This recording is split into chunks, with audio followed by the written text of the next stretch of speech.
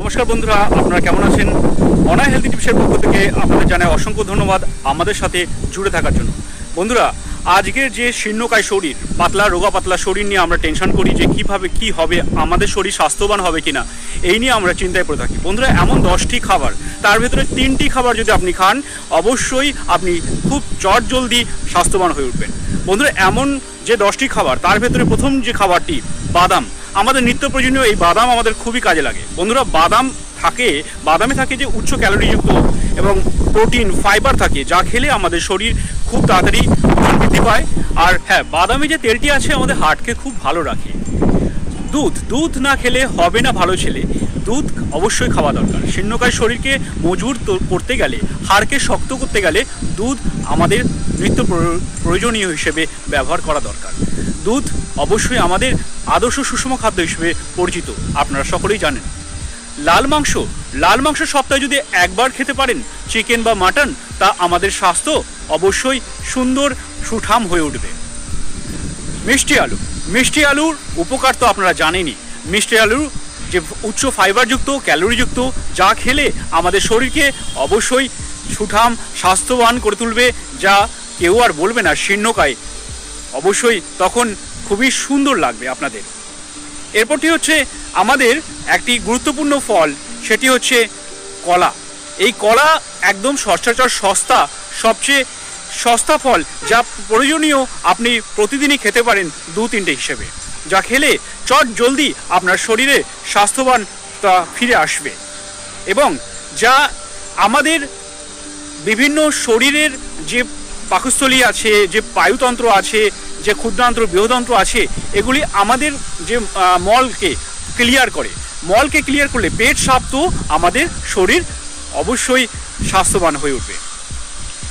এরপর ডিম খাওয়া খুবই দরকার। ডিম, যে কথা আছে সানডে আর মানডে রোজ খাও আন্ডে, অবশ্যই ডিম খেলে আপনাদের স্বাস্থ্য ফিরে আসবে, হাই প্রোটিনযুক্ত, এবং এতে যে প্রোটিন আছে আমাদের সে শরীরের মাংসপেশিকে মজবুত করে, আমাদের ব্রেনকে শক্ত করে তোলে।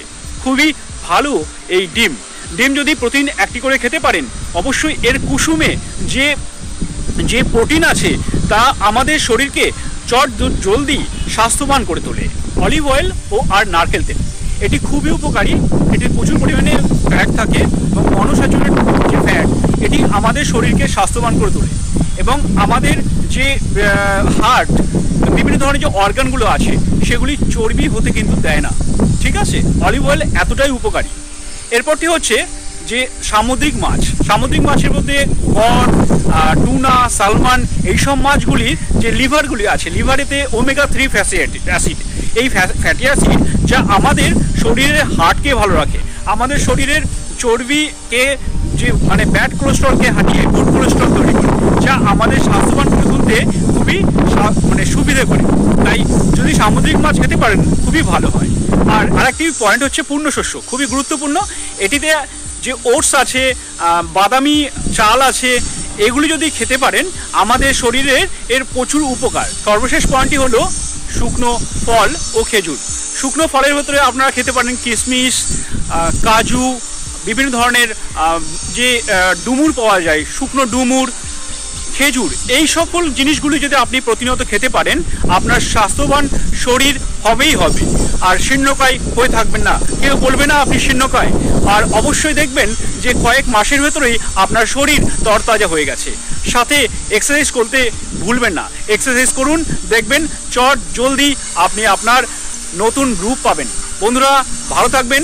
অবশ্যই কমেন্টে জানাবেন যে কোন কোন জিনিসগুলো আপনারা ব্যবহার করেন।